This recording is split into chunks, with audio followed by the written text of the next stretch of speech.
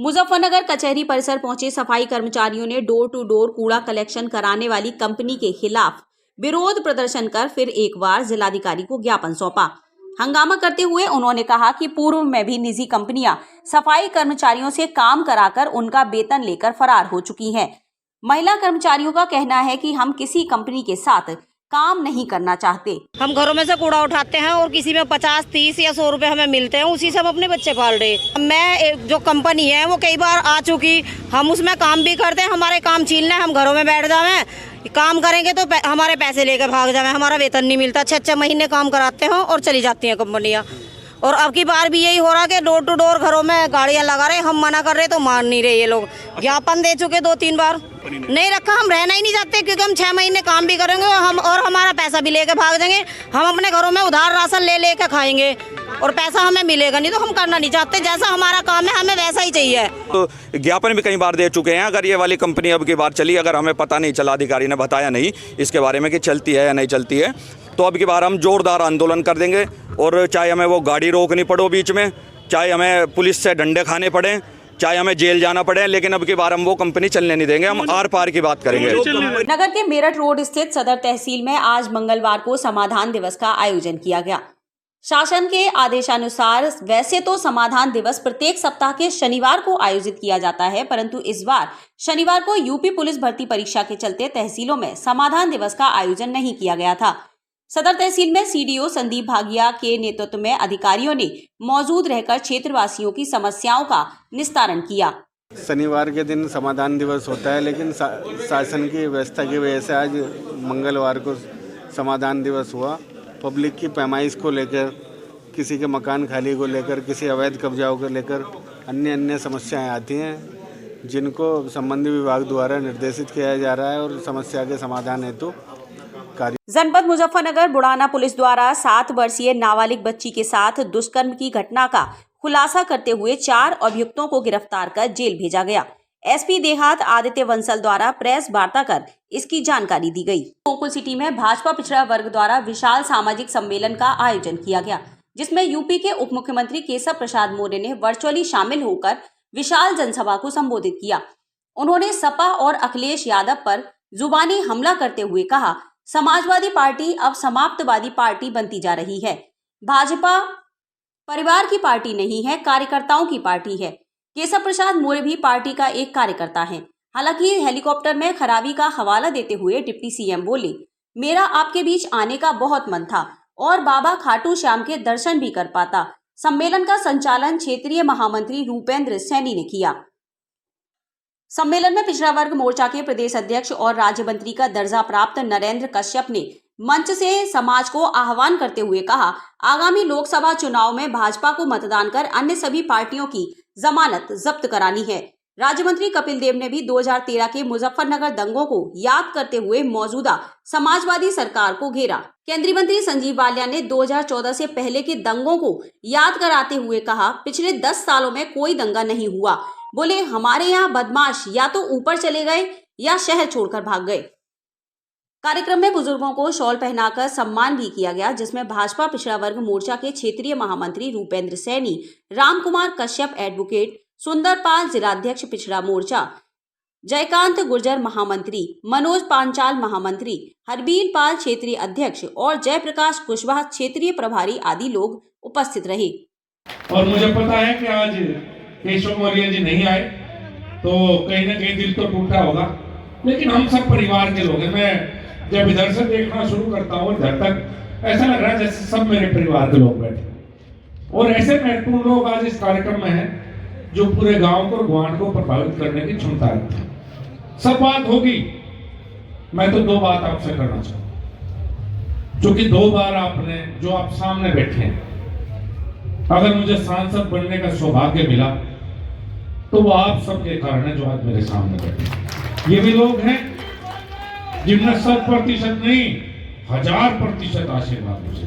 मैं एक बात कह सकता हूँ कि अब 4 घंटे से बढ़कर ग्रामीण क्षेत्र में तो 18 घंटे और शहर में 24 घंटे बिजली है। और ट्रांसफार्मर फुकजार शाम तक ना पहुंचे तो रात को फोन आपका संजीव बालियान पर सीधा आ जाके ट्रांसफार्मर फूका पड़ा, ट्रांसफार्मर भिजवा दे। एक दिन होइए डांगर पे ऐसे मर गए, वो नहीं कहते, वहीं से खड़खड़ा दे। सब कुछ अच्छा हो तो कई बार हम पुरानी बातें भूल जाते, और कुछ लोग आते हैं जो जातिवाद का जहर घोलने का प्रयास करते हैं। उन्हें पता है इतनी बड़ी ताकत है, आप जो लोग सामने बैठे हो अगर इकट्ठा रहे तो कुछ नहीं कर सकते, तो फिर हम जाति में तोड़ने का प्रयास करते हैं। ये सोशल मीडिया है, ये हमारे कुछ युवा साथी हैं जो इस बहकावे में आ जाए, और अगर इस बहकावे में हम आते हैं तो 2000 से जब भारतीय जनता पार्टी की सरकार गई उसके बाद से 2014 तक का मुजफ्फरनगर मुझे याद आता है। जब जो हालात हमारी थी, हम सब इकट्ठा हुए ताकत के। जब हम अलग अलग थे तो किस तरह के विधायक और किस तरह के सांसद चुने जाते थे मुजफ्फरनगर में, मुझे नहीं लगता आप में से किसी ने उसका घर का भी देखा हो जो मेरे से पहले सांसद चुने गए। शिक्षा कैसे हो, बेटी हमारी शिक्षित कैसे हो, हम सब जानते हैं। मुजफ्फरनगर क्या हालत थी 2013 में, कितने दंगे हुए, गांव गांव के अंदर क्या माहौल था। आप सब तो ग्रामीण क्षेत्र से हो, गांव के अंदर कर्फ्यू लगा हुआ था, घर से निकल नहीं पा रहे थे, बेटी को इज्जत नीलाम हो रही थी। समाजवादी पार्टी की सरकार में आप सबने आशीर्वाद दिया, मोदी प्रधानमंत्री बने, अनिल योगी आदित्यनाथ मुख्यमंत्री बने, तो जितने गुंडे थे, जितने माफिया थे, जितने दलाल थे, जितने जमीनों पर कब्जा करने वाले थे, वे आपको नजर आते कि बताओ, कहीं नजर आते, हाथ उठा के बताओ। जितने गुंडे माफिया थे उन सबको धराशायी करने का काम माननीय मुख्यमंत्री योगी आदित्यनाथ ने किया। ओबीसी मोर्चे के सम्मेलन में बिना साधन सुविधा के आप अपने पैरों पर खड़ा होकर आप अपने साधनों के माध्यम से, बहुत सारे भाई ट्रैक्टर लेकर आए, ट्रैक्टर ट्रॉली लेकर आए, किराए पे अपने वाहन लेकर आए, बहुत सारे भाई बाइक से आए, बसों से आए। जितने भाई बहनों ने गोकुल सिटी की इस धरती पर अपने कदम रखे हैं, उन सब के प्रति मैं कृतज्ञता व्यक्त करता हूं, आभार व्यक्त करता हूं, धन्यवाद व्यक्त करता हूं, और निश्चित मत के साथ इस भाव को प्रस्तुत कर रहा हूं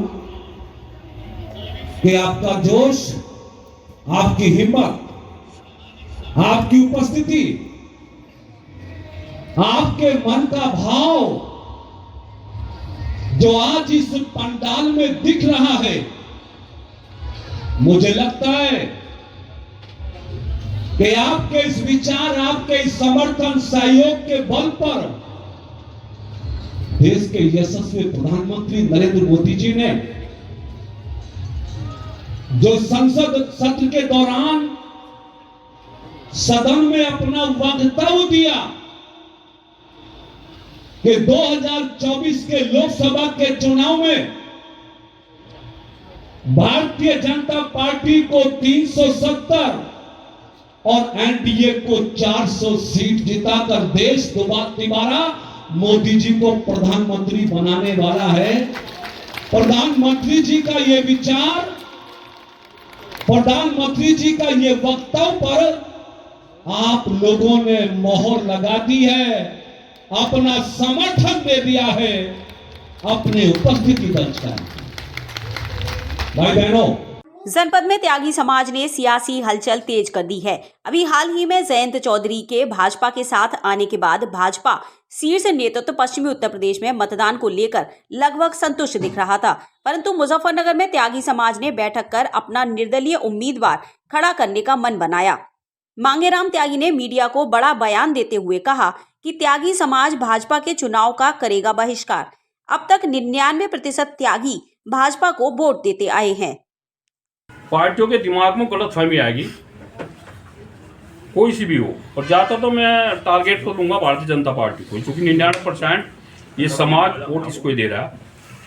अब का हम इसका बहिष्कार करेंगे सभी पार्टियों का, और अपना निर्दलीय अपने लड़कों को खड़ा करेंगे, क्योंकि 3.5 लाख वोट यहाँ से जो कोई भी नेता बनता हो, संजीव बालियान हो या कोई सा भी और हो, वो हमारे सामने बैठ जाओ, ये सन 2019 का डाटा है, 3,34,000 त्यागी ब्राह्मण। अभी आपने तो मेरे पर निशाना से याद है, हमने साथ दाम देखो 3.5 लाख वोट दे के कितने ठेकेदार बना दिए, कितने मेरे पुलिस इंस्पेक्टर हैं त्यागी ब्राह्मण यहाँ से, कितने थानों का चार्ज चला रहे, कितने लड़कों को जो है ना यहाँ काम मिल रहे, और कितने लोग सभा जिला अध्यक्ष तो खैर उन्होंने बहुत बना दिए, उनके तो हम गिनती भी नहीं कर सकते पूरे प्रदेश में। जो 99% वोट दे रहा है उसका तो ये जो ना इलाज कर रहे, और जो इन्हें एहसास कराया कर जो 10-10, 20-20, 50-50% वोट दे रहे, और इनके दिमाग में गलत फहमी आएगी कि जैन चौधरी से तुमने हाथ मिलाया कर और बेड़ा पैर नहीं थारी कबर खुद की, तुम्हारे गांव में बहिष्कार होंगे। और हम तो अपने वालों को बता रहे वे हमारे लिए हर तरीके से हम उन्हें सिर पर बैठाए रखेंगे, लेकिन गाँव में वोट मांग करना पाए। तो